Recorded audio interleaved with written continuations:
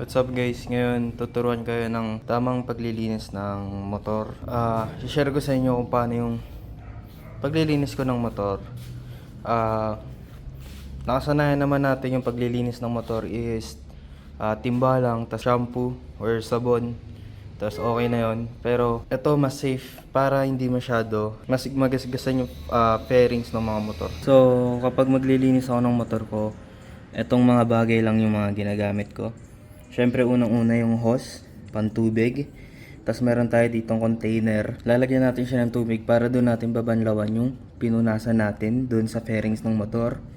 Dalawa gamit ko, isang rag, tapos isang foam. Etong foam doon sa mga hard part ng motor. Pero ito, yung rag natin is pang ano mismo to, fairings, no? Tapos gumagamit rin tayo nitong foamer. Lalagyan muna natin siya ng foamer para matanggal yung mga dumi na nakapanood dito sa motor. So, simulan na natin.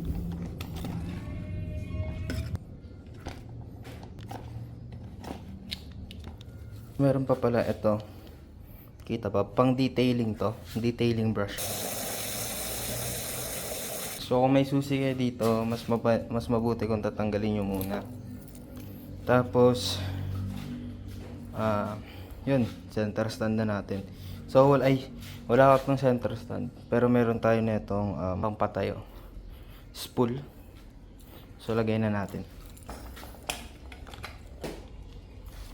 So natayo na natin, medyo tabingi lang siya ngayon pero goods na yan. Next is ito. Kailangan natin siya i-pump hanggang mawala yung hangin sa loob. Matigas na, pwede natin siyang paulanan.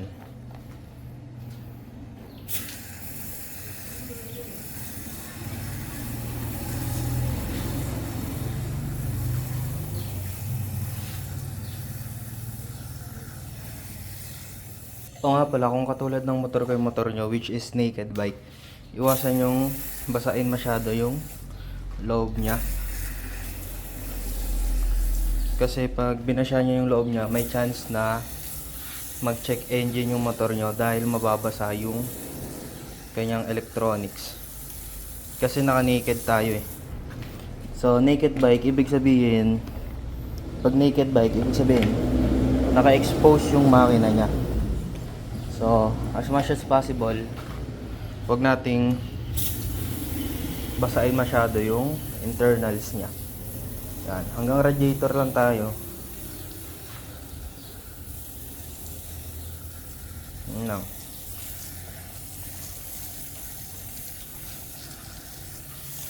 Ngayong nabasa mo na, antayin na lang natin siya.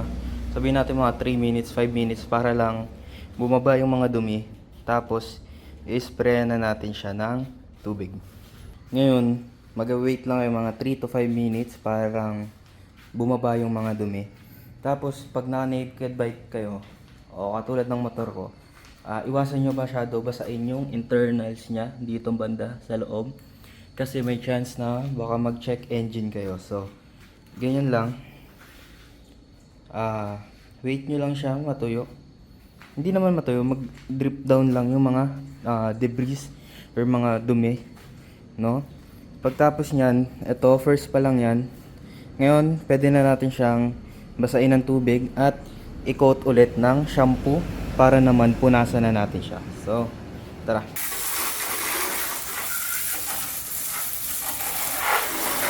Ang tip ko kung magpapababa kayo ng soap, unahin nyo sa taas, pababa, para isang balikan lang kayo.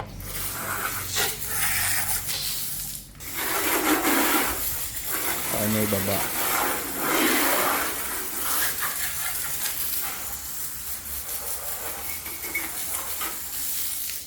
So, hindi naman kailangan masyadong linis na nilinis kasi tinatanggal nyo lang naman yung sabon na may kasamang mga dumi na. Ngayon, pagtapos nyan, kailangan natin siyang i-pump ng soap ulit. So, ayan. Pump lang ulit. Pag matigas na, pwede na natin siyang ibato. Tinakpan ko na rin pala tong loud horn ko.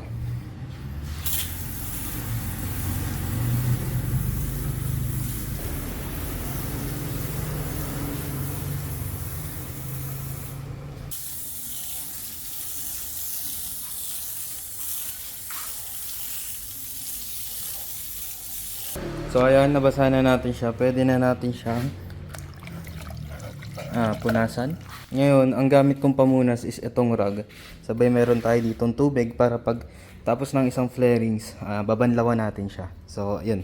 So, basahin natin to ng soap.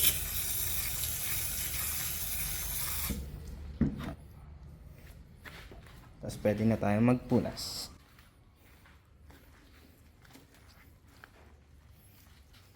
So, tapos na natin punasan yung taas na harapan. Pwede na natin siyang lagay dito.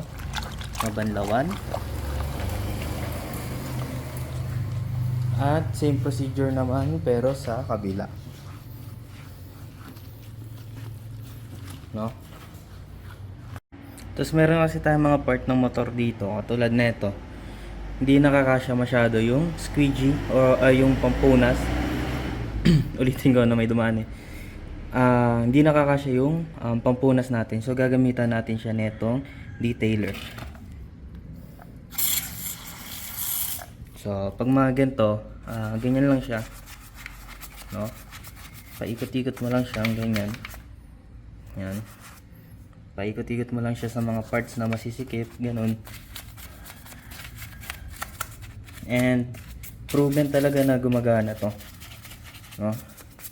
Mga parts na masisikip na hindi mo masyadong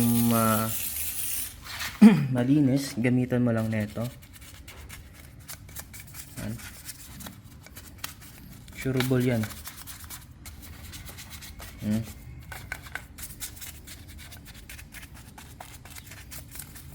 Para lang nagbabrush ng liempo. No? Sureable yan ganyan.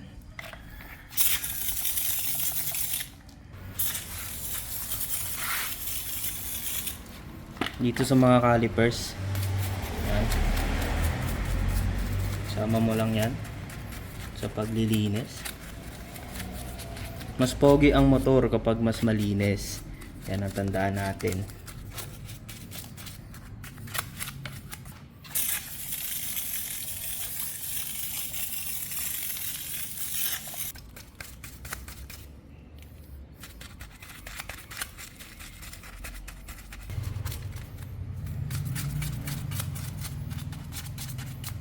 Pagtapos ng ganyan, pwede na natin siyang banlawan.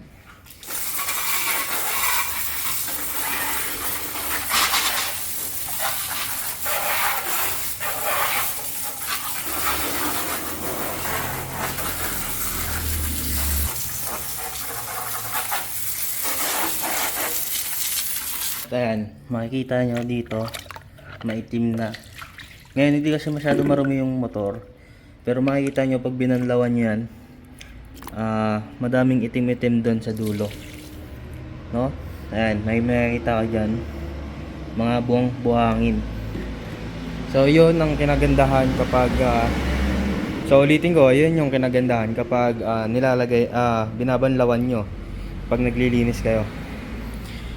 At next naman, pagpapatuyo ng motor. So ako gumagamit ako ng Kamos, synthetic.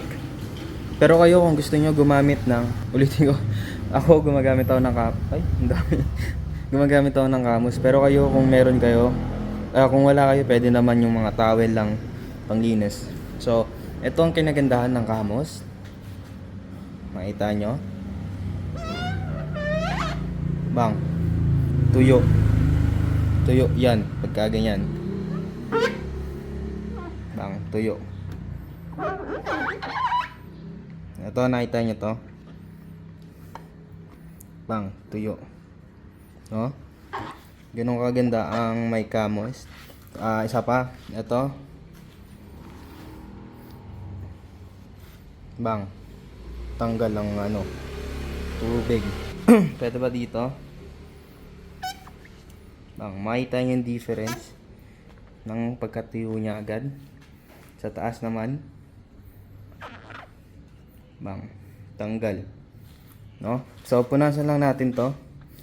Tapos, sa iba, kung hindi kayo nakapag-maintenance, sa akin kasi kakalinis ko lang netong nilagyan ko ng degreaser. Yan, may konti pang dumi. Pero malinis na yan. Meron yung degreaser, tapos nilagyan natin ng lubricant. Tapos ito ganito kadumi yan. Yan. Pero hindi ko siya masyadong matanggal kasi kailangan ko pakalasin yung kadena para malinis lang to. So, pag hindi nyo na may maintenance masyado, magkakalawang yan pag hindi nyo nilagyan ng lubricant. So, suggest ko bumili kayo ng degreaser para malinis. Tapos, lagyan nyo ng lubricant. Ulitin ko, bumili kayo ng degreaser para malinis yung gulong, pati itong sprocket. Tapos, lagyan nyo ng lubricant. No? Tapos, kung may extra budget kayo, bumili na rin kayo ng tire blocker. No? So, meron din ako nyan, tire blocker. Pakita ko sa inyo. So, andito ang ating tire block na ginagamit. Tapos, ito yung pang lubricant natin, which is Kobe chain lubricant. Tapos, ito yung detergent natin or yung degreaser natin. Ito. All-purpose degreaser. Tapos, kung may extra kayo, itong nano gloss. Pang extra protection kapag umuulan para diretso baksak lang yung mga tubig. Sana natulungan ko kayo sa paglinis ng motor nyo. Nga pala nalimutan ko. Halimbawa, ang pamunas nyo ay nalaglag sa baba. Gumamit na lang kayo ng iba, no? Mas maiging gumamit na lang kayo ng iba or kung kaya nyo naman banlawan ng mabuti, banlawan nyo.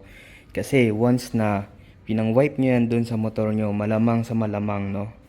Malamang sa malamang dali, gas ang maabutan nyo sa motor nyo.